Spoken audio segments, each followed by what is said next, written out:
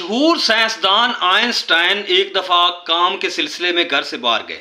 کافی دیر وہ گھر سے باہر رہے اور گھر سے کافی دور نکل گئے. حالانکہ انہی کا محلہ تھا, انہی کا شہر تھا, لیکن جب وہ واپس جانے لگے تو راستہ بھول گئے. پریشان ہو گئے کہ ابھی میں گھر کیسے جاؤں گا, انہیں گھر ہی نہیں مل رہا تھا. ادھر ادھر سے لوگوں سے پوچھنے لگے, کوئی ان کو کچھ بتا ہی نہیں رہا تھا. انہوں نے وہاں پر ایک ٹیکسی والے کو بلایا اور ٹیکسی والے سے کہتے ہیں کہ آپ کو مشہور سائنسدان آئنسٹائن کے گھر کا پتہ ہے؟ تو وہ ٹیکسی والا کہنے لگا, سر کیوں نہیں پتہ ہوگا, وہ ایک مشہور سائنسدان ہے, ان کو کون نہیں جانتا, ان کے گھر کو کون نہیں جانتا, میں بالکل جانتا ہوں ان کو. تو آپ کیا ان سے ملنا چاہتے ہیں؟ تو آئنسٹائن کہتے ہیں کہ میں ہی مشہور سائنسدان آئنسٹائن ہوں.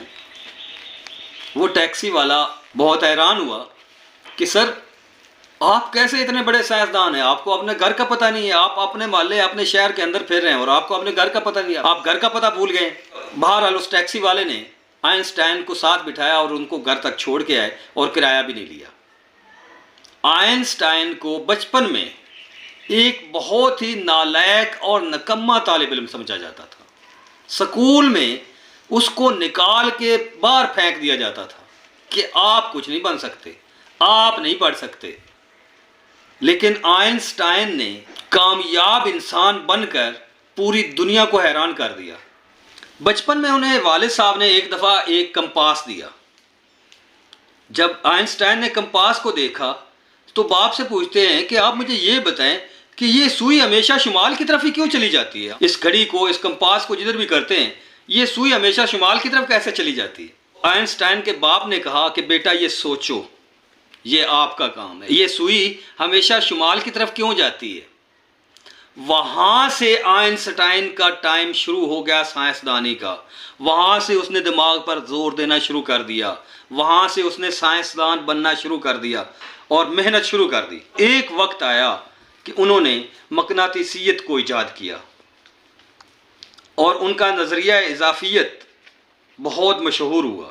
ان سے ایک دفعہ کسی نے پوچھا کہ یہ نظریہ اضافیت کیا ہے, اس کا کیا مطلب کیا ہے؟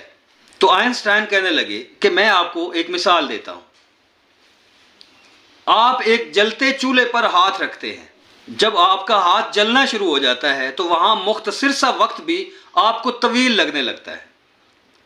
لیکن جب آپ کسی اچھے انسان کے ساتھ ہوتے ہیں, خوبصورت انسان کے ساتھ ہوتے ہیں, کسی اچھے انسان کے ساتھ بات چیت کر رہے ہوتے ہیں, تو وہاں طویل وقت بھی مختصر لگنے لگتا ہے. اس کی کیا وجہ ہے؟ یہی ہے نظریہ اضافیت, کہ ہم لوگ کسی چیز کو بھی اپنے اوپر حاوی نہیں ہونے دیتے. اچھے وقت کو, اچھے لوگوں کو, اچھی چیزوں کو ہم پسند کرنا شروع کر دیتے ہیں, اور جو بری چیزیں ہوتی ہیں, برا وقت ہوتا ہے, اس کو ہمارا دل تسلیم نہیں کرتا, ہمارا ذہن تسلیم نہیں کرتا ہے. یہی ہے نظریہ اضافیت.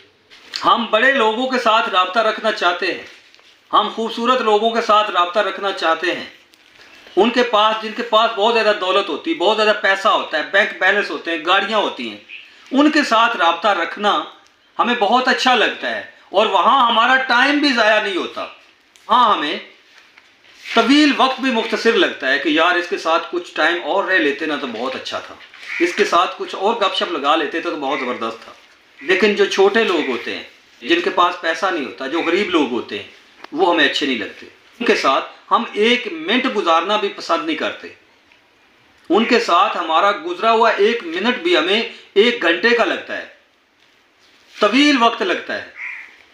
تو اسی کو کہتے ہیں نظریہ اضافیت, کہ ہم چھوٹے لوگوں کو کیڑے مکوڑے سمجھتے ہیں اور بڑے لوگوں کے ساتھ رہنا ہم فخر سمجھتے ہیں. تو یہ چھوٹی سی سٹوری یہاں پر ختم ہوئی.